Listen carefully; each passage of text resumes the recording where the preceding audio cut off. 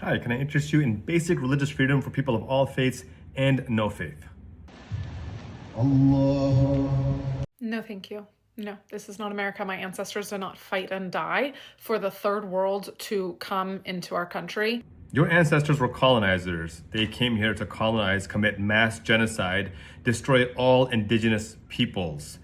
That's why they came here. And they came here from the then third world who ousted them because they weren't wanted there anymore. And invade.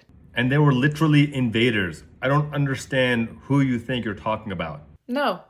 No. Say no one more time. You'll really get the point across then. There is not room for everyone from everywhere to come into America and live off of our system. I wonder how the Native Americans felt about you coming into their country and living off of their systems, to the point where your ancestors were so incapable of supporting themselves that there was mass death because they didn't know how to feed themselves, and indigenous peoples helped them, and then your ancestors committed mass genocide and killed them too, living off of their systems. And by the way, the single largest demographic of Americans on public welfare are white Americans, white US citizens who kind of look just like you.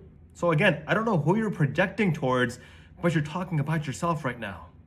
There's not. I'm not a bad guy. You're the bad guy. I'm not racist for saying that. You're definitely racist for saying that. And our country, the reason we have our freedoms is because our country was founded on Christian beliefs. So there's two things to consider when saying that America was founded on Christian beliefs. One is the 1797 Senate ratified Treaty of Tripoli, Article 2, which says, the government of the United States of America is not, in any sense, founded on the Christian religion. It was passed unanimously through the Senate and signed into law by President Adams, a founding father. And the second point to bring up is, let's say for a second that you're right, that this was founded as a Christian religion, even though all the facts say otherwise. What part of genocide is Christian?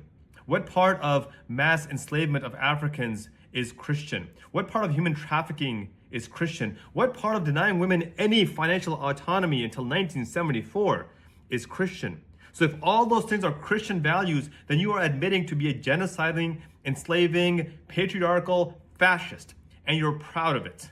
Is that really the hill that you want to die on? If you want to go live in an Islamic country founded on Islamic beliefs, go live in one of the 50 plus countries. That's fine. That's great. I'm super happy for you. The people you depicted in that video are Americans, and they can live here in America because that's what America allows them to do. If you don't like it here, you can leave, but you don't get to tell other people where they can and can't live. If I ever come visit, I will absolutely embrace that culture.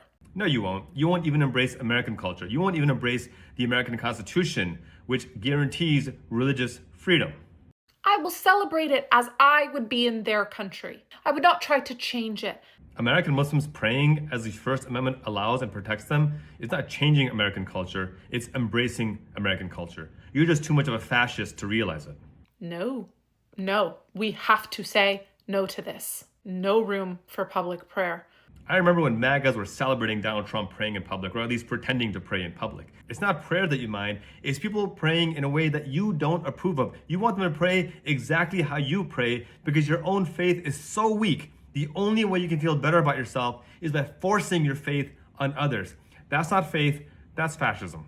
No room for an ideology, for a culture that hates us.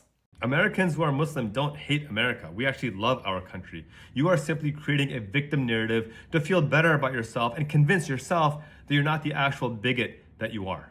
Imagine showing this video to someone in 2002 from New York and tell them that that's what New York looks like today. There were American Muslims in New York in 2002 as well. Newsflash. In the year 2026, they wouldn't believe you. New York promised to never forget, and they forgot. Muslims have been in America before America was America. Up to 1/3 of the Africans that your white supremacist ancestors enslaved and trafficked here were Muslim.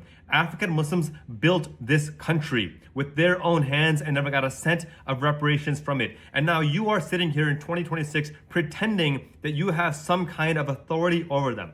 Shame on you. You remind me of that old saying, when you've had privilege your entire life, equality feels like oppression. You are not the victim here. You are the descendants of colonizers, and reminding everybody why white supremacy is a scourge on this country and must be stopped at all costs. Class dismissed.